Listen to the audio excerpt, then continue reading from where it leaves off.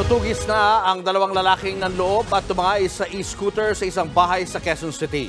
Nasa frontline ng balitang yan si Hannibal Talete.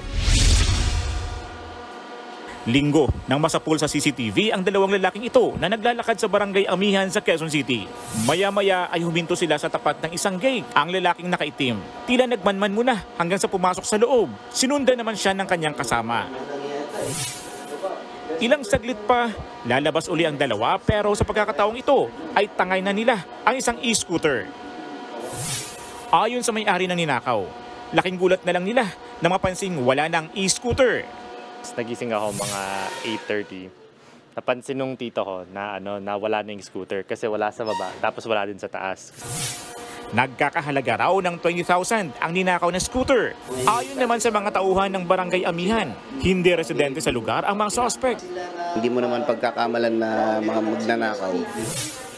So yun yung kumuha ng scooter niya. And then, mga less than 5 minutes, 2 minutes lang siguro, naka-exit na sila ng bahay, naka-exit na sila ng Nara Street papuntang kabilang barangay.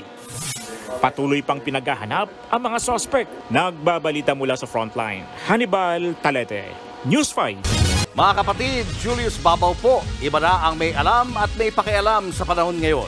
Para sa frontline ng mga balita, mag-follow at mag-subscribe sa social media pages ng News 5.